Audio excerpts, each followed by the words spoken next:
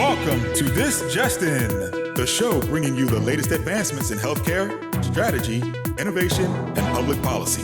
And now, for the fastest voice in healthcare, here's your host, Justin Barnes.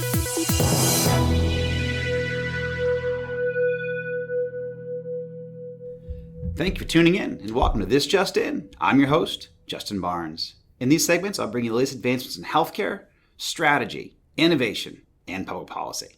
As always, we're broadcasting from the This Just In studios on the Business Radio X network, as well as the Healthcare Now radio network.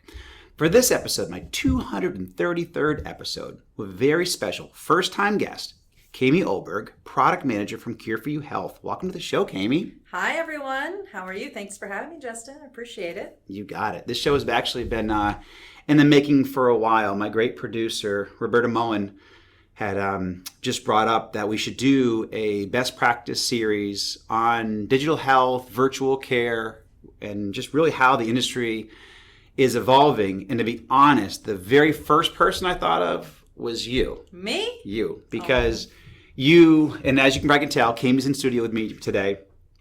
You are on the front lines, I say navigating, but at times battling, this whole country's adoption of digital health. And to be honest, you are the front, you're doing it on site, inside the product with these clinicians, with these front desk staff, front office managers, organizations, large and small. I mean, the smallest to the largest in the country, the most progressive. So you have the most amazing knowledge just in view of exactly where this country is today, certainly with the leaders that are doing this. Absolutely. And the finger on the pulse. Yes, I would say so. Yeah, so I am extremely excited about this show. But before we dive into all the different best practices and thoughts and strategies and ideas, you are a first-time guest. Tell us a little bit about your background. Where'd you grow up? College? Just give a good picture of yourself here. Yeah, so I grew up in North Texas, so in the suburbs of Dallas, I'll say. Small town called Louisville, which is in North Texas, Denton area. I went to college at University of North Texas. I then moved to San Antonio for a short period of time. So my later years of college, I went to University of Texas at San Antonio. Spent a few years there as well, and kind of just bounced around a little bit. And then I eventually landed here in Florida for Cure4You's headquarters. Yep. So now I work here and I love it. Texas is my home, but Florida is definitely not a second, what do you want to say? It's not second fiddle. There you go. Yeah. There you go. Thank you.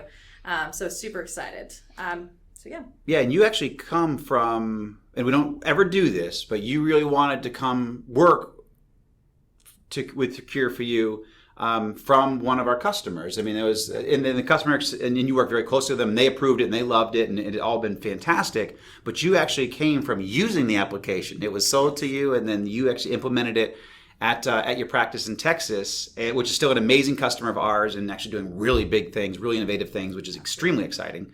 But you were a user of the product, and then you liked it so much, and you saw the vision, and so you came. And so tell us a little bit about that transition. Yeah, so I was actually on the project team for implementing Cure4You at the practice that I was working for at the time. We were an 18 provider practice, 18 locations, and so we were tasked to go and implement Cure4You from a digital check-in perspective, procedure care management, scheduling, telehealth, messaging, every piece that Cure4You practically offers.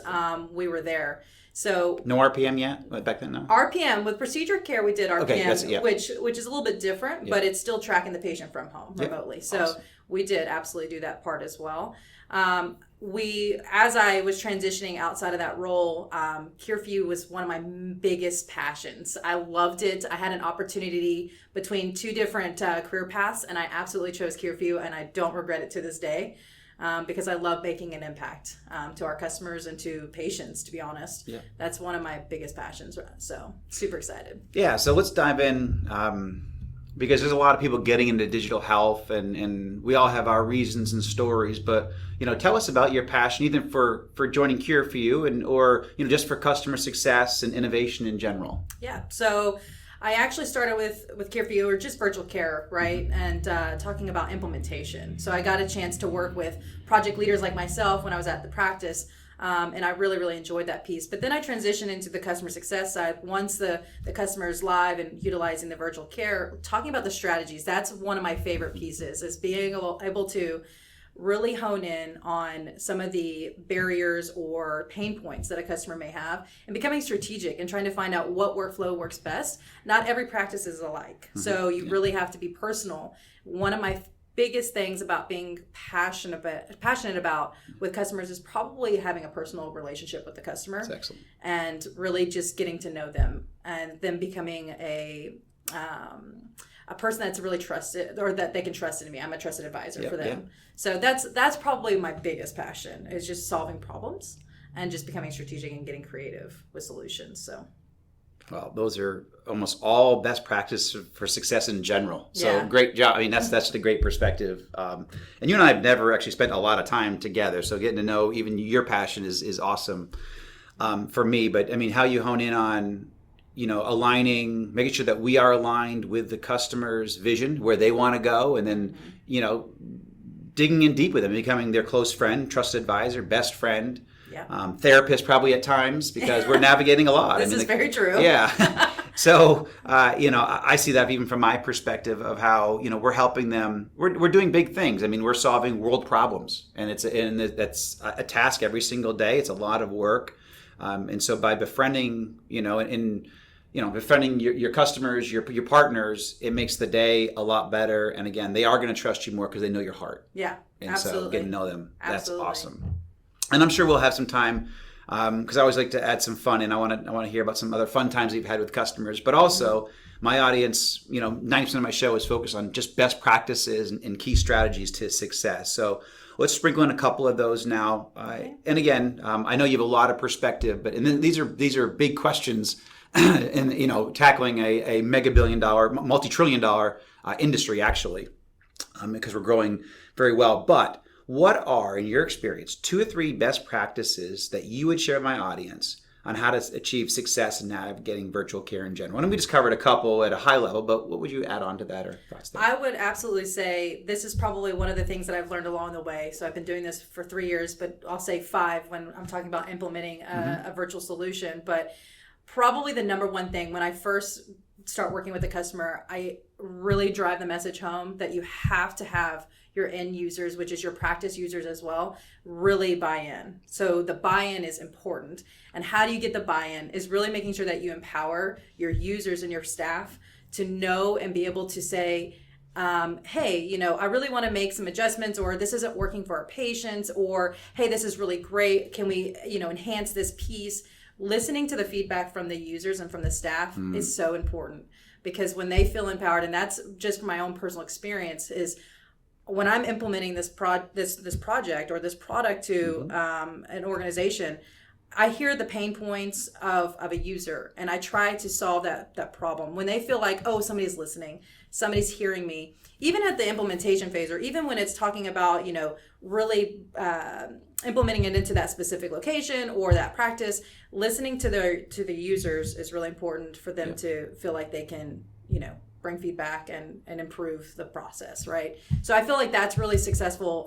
What brings success to them is that they feel empowered. And then, of course, your patients. Your patients are your customers, right? At a practice. And so also listening to the patient, right? Making sure that you understand their feedback and really communicating really well with them, letting them know what this will do and how it'll enhance their experience as well. So that's really important for their success. So that's excellent.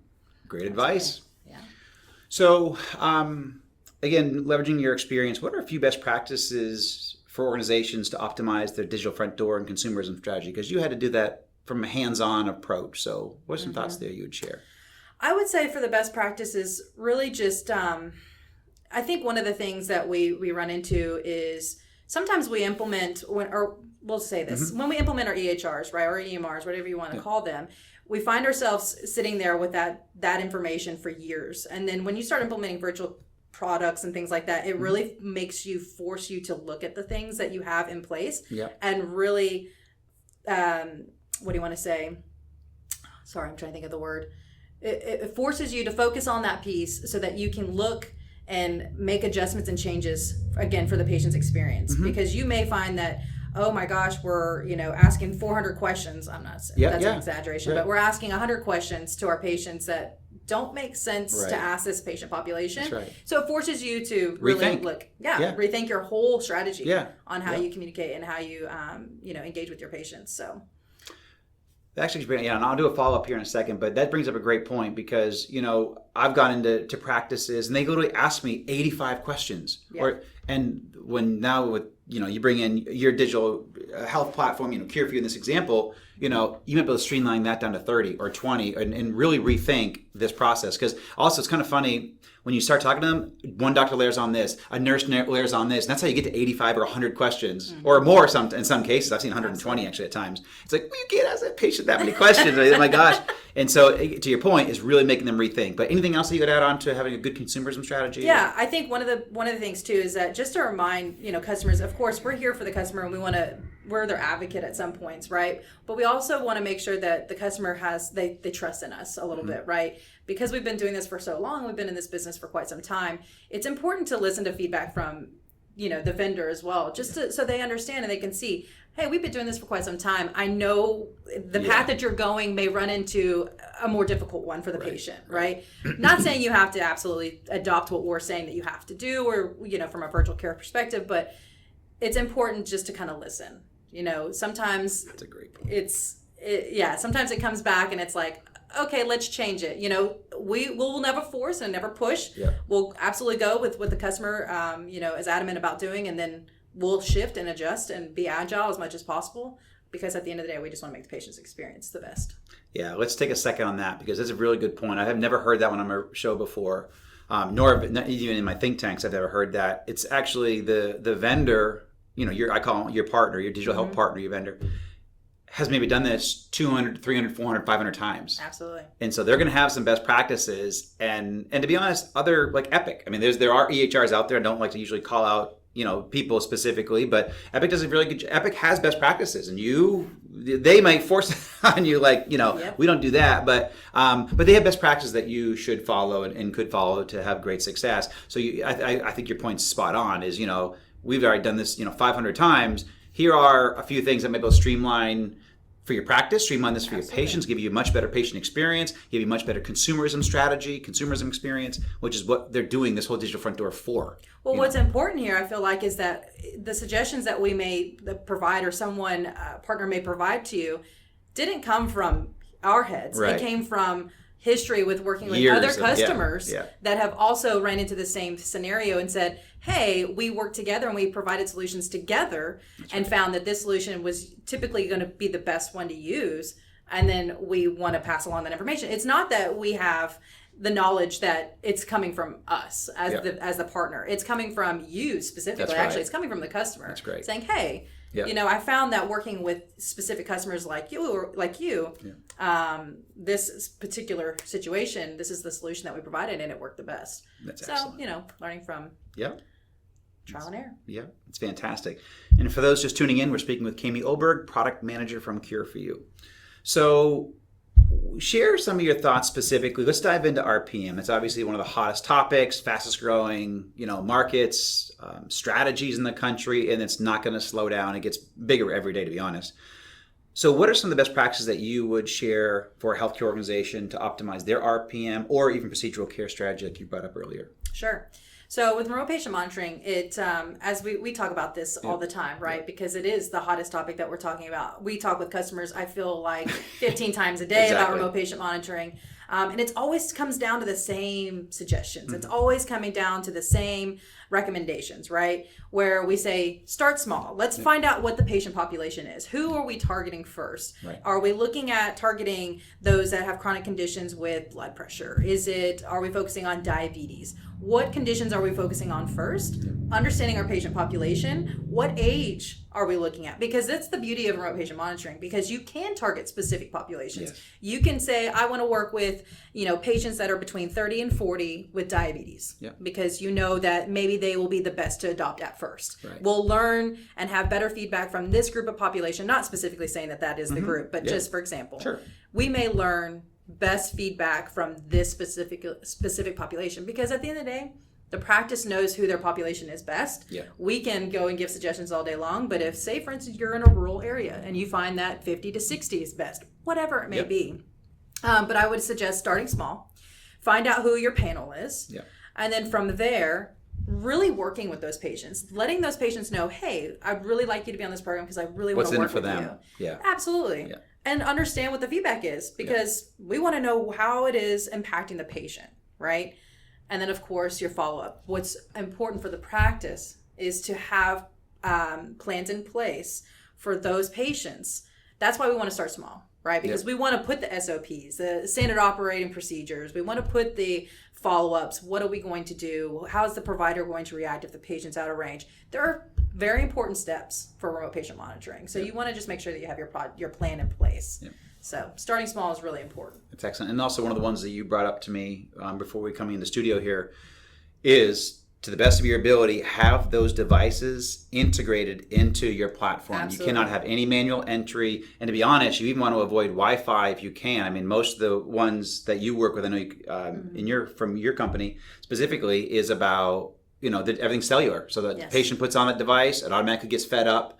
Even if it's on, a FirstNet network, even in a remote area, you still can do that in a secure fashion. And that way, all this data gets fed into the platform. Absolutely. And it's available almost instantaneously. And so that's a best practice to avoid Wi-Fi where you can, have devices fully integrated into platforms. And again, Wi-Fi works, but there's so many issues with Bluetooth and Wi-Fi that through the years of doing this and the tens and tens of thousands of patients and devices working with different devices. I know that one of them you mentioned to me was that opportunity. I mean, you want to make sure that you have accessibility to all your patient population in the entire nation.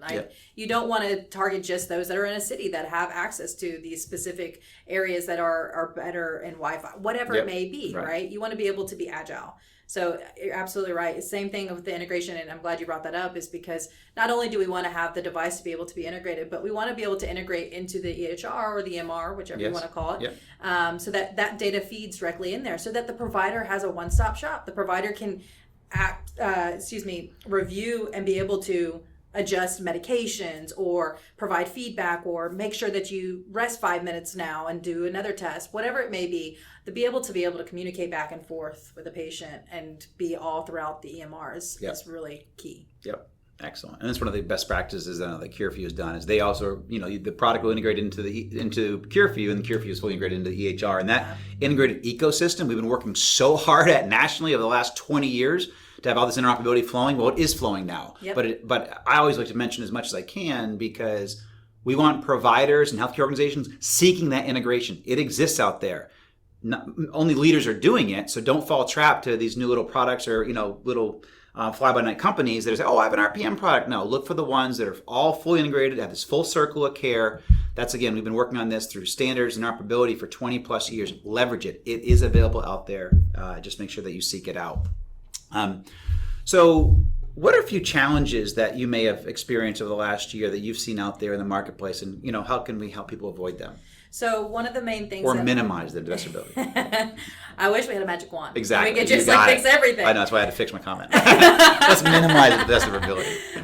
One of probably the things that stick out the most for me is the challenges that we've run through in the last year is really the practice. At the practice level, especially with COVID and everything going on, they're having a lot of trouble with turnover with staff, right? So keeping the staff engaged, keeping the staff employed, making sure that the staff that are new are educated. So that's been one of the challenges that we have come up against. And thankfully, we have a lot of solutions in place for that, right? So we have our training 24/7, things like that. We want to make sure that we're keeping engaged with the customer. So we are very, very...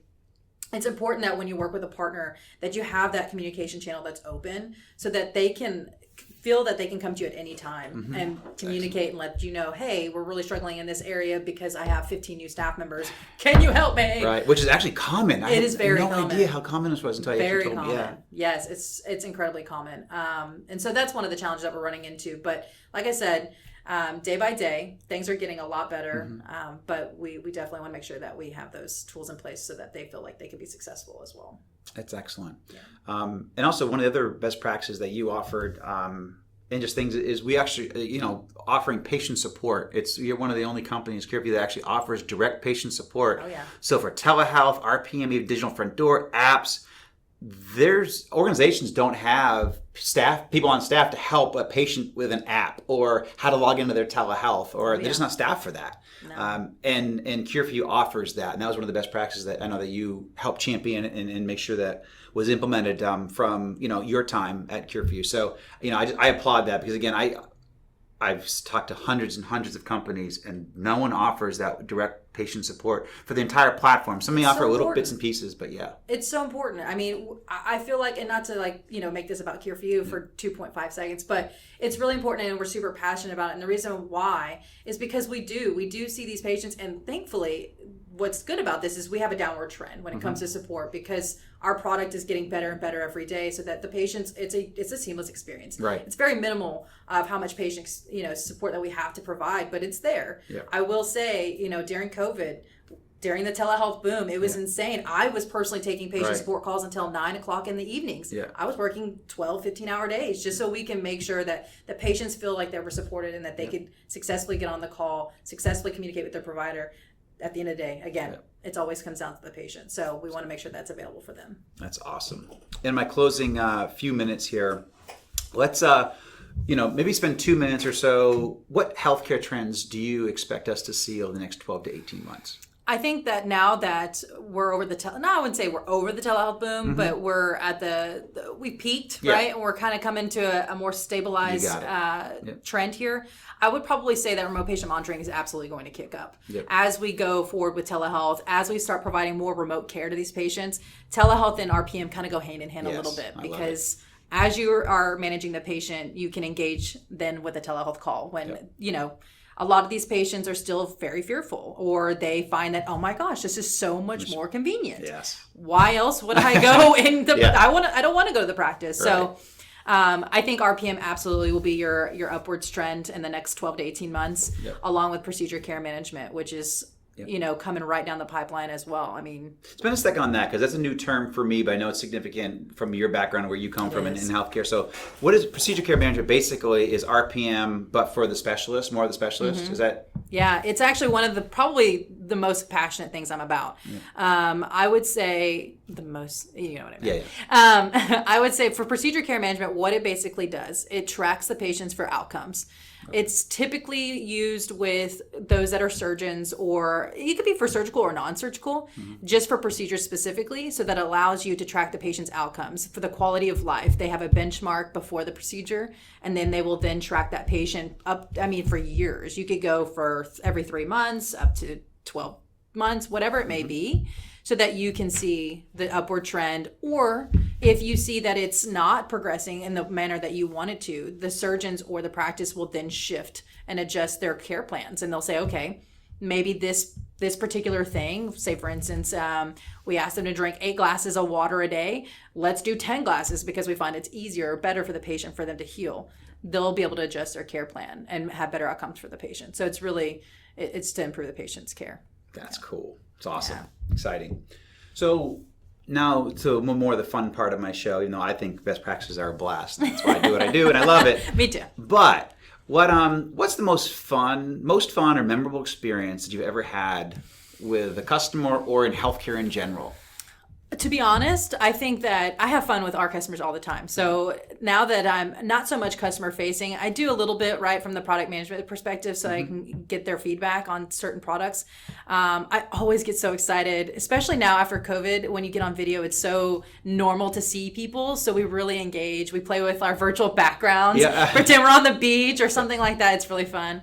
But I think one of the coolest things that we have for the future that I'm more excited about is being able to invite our customers here and do a simulation lab and really spend some time with them, because we're in Florida. Every customer I talk to always tells me, when do I get to come visit you? Can we tell my boss that Cure for You has an event going on? And I'm like, please come. So I really have grown friendships with these people, and I really can't wait for them to come down so we can actually spend some time together. But that'll probably be my most memorable, most fun, is when they get to come down. Well, actually, and so I don't think you're too far off. I caught a glimpse. Monica was a guest. The CEO of CareView was a guest last week, and she talked about her experience center that you guys are building in the new office, and so that's going to be a very cool. Being able to have that lab and that experience center where people can come in, see the entire flow, the entire platform, customized to their specialty or their workflows. But then also, I had Josh Stuber on the week before that, and he talked about the user groups that you guys are going to crank up at some of your customer conferences. So, and obviously being in Florida, around the Tampa, Sarasota area is a great place for people to visit. So why not?